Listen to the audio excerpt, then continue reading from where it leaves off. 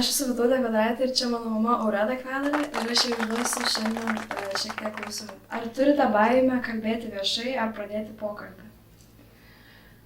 Pradėti pokalbio viešai baimės tikrai neturiu, bet viešai atsistoti prieš auditoriją poros minučių reikia, kad prasikvėpuoti. O kaip manot, kas tą baimę sukelia? Gal nepasitikėjimas savim? Kokias svajones apie ateitį turėjote vaikystėje? Iš tikrųjų, tai tokios vienos neturėjau, bet kuo esu dabar, tai atrodo, kad nuo pat vaikystės norėjau būti finansininku ir skaičiuoti. Ar jums svarbi kitų žmonių nuomonė? Kai buvau jaunesnė, buvo svarbesnė. Dabar svarbiausia nuomonė yra šeimos. O ar manote, ar mums turėtų rūpėti kitų žmonių nuomonė ar ne? Manau, ne. Ar kada nors turėjote problemų dėl patyčių? Ne. Vat bandžiau prisiminti kokią nors patyčią ir ne. Kaip susiklostė jūsų gyvenimas? Puikiai. Su kokiais iššūkiais teko susidurti? Kiekvienam gyvenimo etape, tiek mokyklai buvo iššūkių, gerai mokintis, tada studijose, kaip teisingai pasirinkti studijas ir pabaigti ir eiti savo keliu.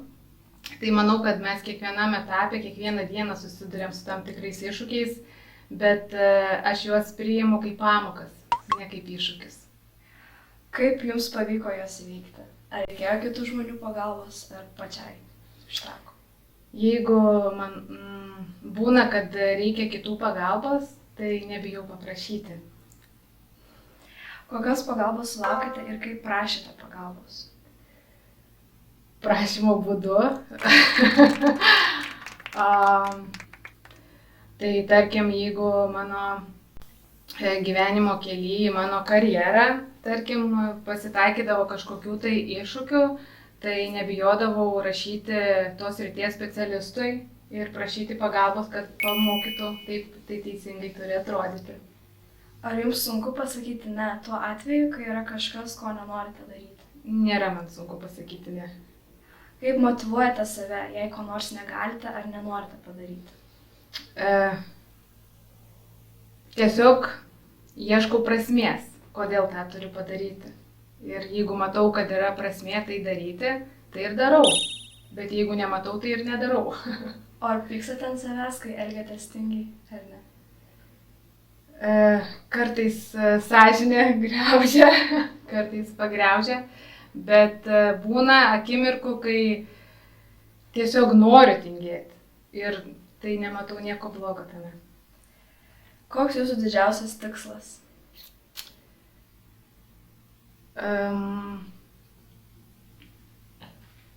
Mano didžiausias tikslas tai yra išlaikyti tą, ką mes turim šiandien, tą supratimą, laimę, sveikatą, o daugiau viskas savaime. Ar kada nors norėjote mesti savo darbą? Ne. O kas jūs įkvepia kiekvieną dieną? Aš vis tiek galbūt pasikartosiu, mano didžiausi įkvėpimai tai yra dukros, vyras ir aš pati savo įkvėpimas. Kokias supergalias ar supergalę manote, kad turite?